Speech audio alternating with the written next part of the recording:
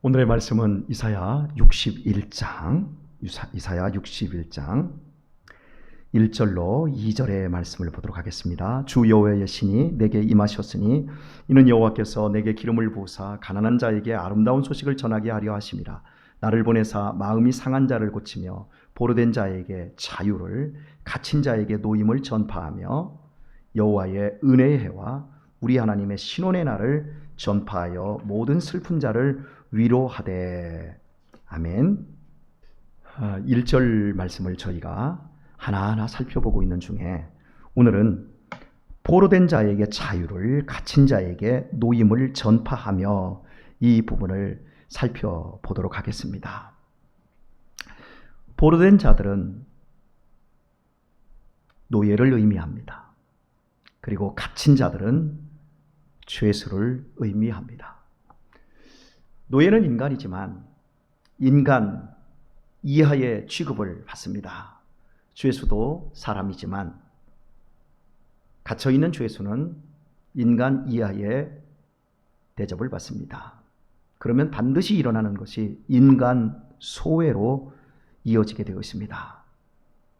그러면 포로된 자나 갇힌 자에게 가장 중요한 결핍이 뭐냐면 자유가 없어집니다. 인간에게 있어서 가장 중요한 것은 자유입니다. 하나님이 사람을 만드시고 그 코에 생기를 불어넣으셔서 생명이 된지라, 살아있는 영이 된지라, 이 표현입니다. 짐승들에게는 자유가 주어진 것 같습니다. 그러나 짐승의 자유는 먹고 사는 자유입니다. 그러나 인간에게 주어져 있는 자유는 먹고 사는 자유를 넘습니다. 인간도 생각할 수 있습니다. 자유롭게 판단할 수 있습니다. 그런데 그 모든 것들이, 동물은 어떻게 하면 한 마리라도 더 잡아먹을까? 어떻게 하면 사냥에 성공할까?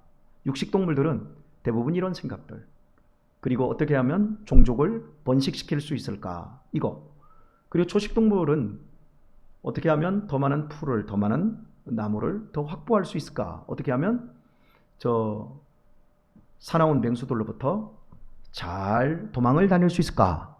그래서 안전을 확보할 수 있을까? 이 생각밖에는 갖지 못합니다. 그래서 그들에게 자유라고 하는 것은, 짐승의 자유라고 하는 것은 엄밀히 말하면 자유일 수 없습니다. 그러나 사람만이 철학적인 생각을 합니다. 내가 더 무엇을 먹을까? 무엇을 마실까?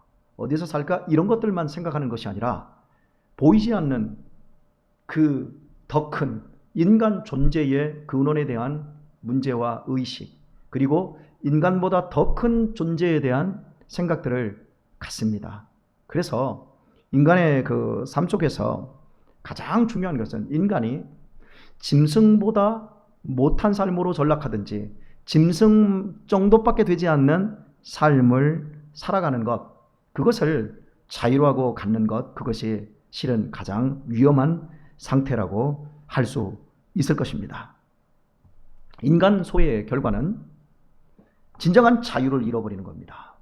갇혀있기 때문에 포로된 자들은 그 포로된 현장 속에서 그 중노동을 하든지 아니면 한 집안에서 가사일을 하든지 그 범위 내에서밖에 생각을 못합니다. 그리고 갇힌 자들은 당연히 갇힌 공간에서의 삶이 전부이지요. 그래서 자유로움이나 행복을 절대 추구할 수가 없습니다. 바로 이런 자들을 향해서 하나님께서 진정한 자유를 주시겠다라고 말씀하고 있는데요. 그 자유를 3절을 보면 무릇 시온에서 슬퍼하는 자에게 화관을 주어 그 죄를 대신하며 말씀하고 있습니다. 네, 죄 대신 화관이지요. 예전에 자기가 원통하고 너무 속상하고 너무 괴로우면 이스라엘 사람들은 죄를 뒤집어 쓰고 자기의 그 괴로움을 겉으로 이렇게 나타내는 이런 퍼포먼스를 했었습니다. 그런데 하나님께서 포로된 자에게, 갇힌 자에게 자유와 노임을 주게 되어질 때 하나님은 그런 원통과 고통 속에서 죄를 뒤집어 쓴 사람들에게 화관을 대신 씌워준다고 말씀하고 있습니다. 화관이라고 하는 건 약혼식이나 결혼식에서 신부가 꽃으로 만든 관을 머리에 쓰는 겁니다. 근사한 모습이지요. 아름다운 모습이지요. 네, 이렇게 하나님이 회복시켜 주시겠다고 말씀하고 있습니다. 그리고 희락의 기름으로 그 슬픔을 대신하며 말씀합니다. 슬픔은 참 사람을 초라하게 만듭니다. 그리고 비참하게 만들고 또 추하게 만듭니다. 그러나 분명히 말씀합니다. 찬송의 옷으로, 찬송의 옷으로, 희락의 기름으로 그 슬픔을 대신하고 있는 희락의 기름. 제가 조금 앞서서 갔네요. 희락의 기름. 계속해서 우리들에게 그 희락의 기름으로 우리의 내면과 우리의 삶을 계속해서 위로하고 세워주신다라고 약속하고 있는 겁니다. 그러면서 계속해서 나가기를 찬송의 옷으로 그 근심을 대신하시고 말씀합니다. 그렇습니다. 우리는 수없이 많은 근심 속에 살아가고 있습니다. 아예 막 근심에 찌들어 있는 사람들이 있습니다. 말하면 그 근심을 벗어나지 못한 채 그 근심에 붙잡혀 있는 사람들을 우리는 대할 수 있지 않습니까? 그런데 하나님께서 그 근심 대신에 찬송의 옷으로 입혀주시겠다. 옷 중에 옷은 가장 좋은 옷은 찬송의 옷입니다. 온 몸에서 노래가 흘러나온다고 생각해 보십시오. 얼마나 그 모습이 아름답겠습니까? 자, 이렇게 그 근심을 대신하시고 그들로 의의 나무 곧 여호와의 심으신 바 그 영광을 나타낼 자라 일컬음을 얻게 하려 하심이라 말씀합니다. 의의 나무가 되게 하신다. 여호와께서 심으셔서 의의 나무가 되게 하신다. 그래서 아름다운 영광을 나타낸다. 열매를 맺게 해 주신다는 거죠. 우리들이 예전에는 건물 속에 또 뭐 여러 이 잡초들 속에 이게 잡초가 무성한 곳에 있었던 그냥 보잘것없는 나무, 잡목이라고 해야 될까요? 그런 사람들이었지만 예수님을 통해서 우리 안에 성령이 임하면 우리의 특성이 바뀌어버립니다. 그래서 삶 전체가 굉장히 풍성한 열매를 맺는 사람이 되어집니다. 저는 제 주변에서 참 이 사람이 그 사람인가 싶은 사람들이 있습니다. 예전에 그렇게 어둡고 그렇게 비관적이었던 사람이 예수님을 만나고 나서 그 인생이 완전히 새롭게 바뀌어서 그 사람의 얼굴과 그 사람의 삶의 모습 속에서 광채가 나는 것 같은 이런 사람들을 보게 되었습니다. 공부도 많이 안 했고 많이 갖지도 않았습니다. 그런데 그렇게 아름다운 모습을 가진 사람들을 보면서 제가 깜짝 놀랄 때가 있습니다. 그래서 제가 한 번은 이런 얘기를 했습니다. 예전에 누구누구가 없네? 예전에 그 누구누구 어디 갔어? 제가 이렇게 질문을 했더니 이분이 하시는 말이 예전에 그 누구누구는 죽었어. 그러더니 나는 그리스도 예수 안에서 다시 살았어. 나는 지금 새 생명으로 살고 있어. 제가 거듭남에 대해서 설교를 하고 변화된 삶에 대해서 많은 것들을 이야기를 하지만 이렇게 실제적으로 이렇게까지 변화된 사람들을 보는 그것은 쉽지 않는 건데 나는 예전에 죽어서 그리고 나는 이제 새 생명의 삶을 살고 있어. 이렇게 말씀하는 분들을 보면 정말 너무 함께 감격을 나누게 되었습니다. 우리 강래은 청년이 나온 대학이 한동대학이지요. 참 유수한 대학입니다. 짧은 대학교가 생기고 그 짧은 그 기간 동안 우리나라의 명문 대학으로 발돋움할 수 있었지요. 그 대학의 초대 총장님이 김영길 총장님이셨는데 작년 초에 돌아가셨습니다.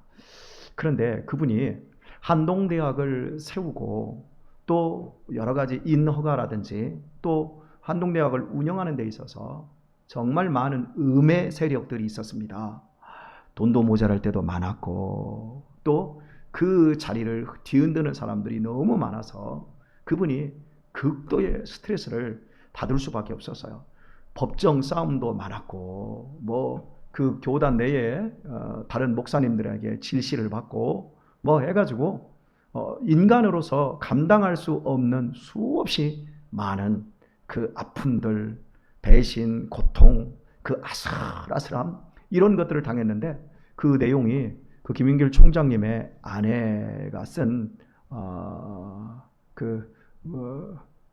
모세를 담아서 물에다 띄었던 그게 뭐였죠? 그래서 생각이 잘 안 나는데 갑자기요. 네, 그런 책이 있습니다. 거기에 보면 그 김영길 총장님이 얼마나 큰 고통을 당했는가를 보여주는 예화들이 있습니다. 그런데 어느 날 극도로 고통을 당한 하루 종일 정말 집에 오면 팍 하고 쓰러지고 또 그 스트레스에 정말 잘못될 것 같을 정도의 험난한 하루를 살았는데 생각이 났습니다. 갈대상자라는 책입니다. 예, 그렇게 험난한 하루를 지냈는데 이 사모님이 걱정이 된 거예요.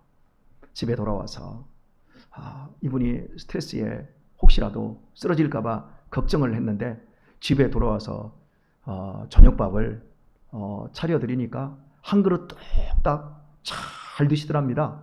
그리고 나서 저녁에 이불자리를 펴드리니까 코를 드르렁드르렁 거리면서 아무 일 없었다는 듯이 잠을 잘 주무시더라는 거예요. 그래서 다음 날 이 사모님이 기가 막혀서 아니 당신 그렇게 스트레스를 받았는데도 어떻게 그렇게 곤히 자? 그랬더니 김영길 총장님께서 하시는 말이 뭐 예전에 나 죽었는데 뭐 죽었답니다. 인간 김영길은 죽었고 내 안에 예수님이 산다라는 거예요. 그러니까 그 김영길 총장님이 잘생긴 얼굴은 아니지만 그 얼굴에서 광채가 나고 그 얼굴은 그 따뜻한 미소가 깃든 그 얼굴이었지 않습니까? 그 사람의 그 모습으로 그 어려운 너무너무 그 가난한 그 학교를 우리나라의 인류대학의 반열에 올려놓고 그 대학에서 길러진 수많은 그 양심이 있고 마음이 고쳐진 이 욕망과 죄에 찌드는 게 아니라 하나님의 영광을 위해서 살려고 하는 젊은이들이 많이 나와서 LG그룹 같은 경우에는 초창기에 그 한동대학 학생들이라면 아예 시험도 보지 않고 그냥 채용을 할 정도로 그들의 경건성을 세상에서 인정해주는 이 정도의 제자들을 김영길 총장이 길러낼 수 있었던 거예요. 이렇게 하나님께서 우리들에게 분명히 약속하고 있어요. 죄 대신 화관을 우리에게, 그리고 슬픔을 대신하여 희락의 기름을 부어주시고, 그리고 근심을 대신하여 찬송의 옷을 입혀주시고, 그리고 의의 나무가 되어서 여호와의 심으신 바 그 영광을 나타낼 자라 일컬음을 얻게 하신다. 변화된 모습 속에서 이런 열매 있는 삶을 살게 한다. 더 이상 이 세상에서 짐승들처럼 뭘 먹고 뭘 마시고 어떻게 하면 조금이라도 더 버텨내고 이런 삶이 아니라 하나님의 영광을 위한 그 열매 있는 삶을 분명히 나타내게 하신다. 이렇게 약속하셨습니다. 저는 이 말씀의 비전이 제 속에 있습니다. 그리고 우리의 다음 세대들을 통해서 이 열매가 맺어지기를 소망합니다. 여러분 얼굴 피십시오. 여러분의 그 슬픔을 이제는 찬송의 옷으로 바꾸셔야 합니다. 여러분 더 이상 죄를 뒤집어쓰고 살지 마시고 이제는 화관을 쓰시고 멋진 인생을 사십시오. 나 죽었는데 그리스도 안에서, 그리고 나 이제 그리스도의 생명으로 살고 있는데 그 삶을 여러분 오롯이 살아내셔서 우리같이 정말 너무나도 범상한 사람들이지만 우리가 살아간 삶의 흔적들 속에서 좋은 믿음의 사람들이 만들어지는 그런 은혜의 열매들을 맺어갈 수 있기를 우리 주 예수님의 이름으로 축원드립니다.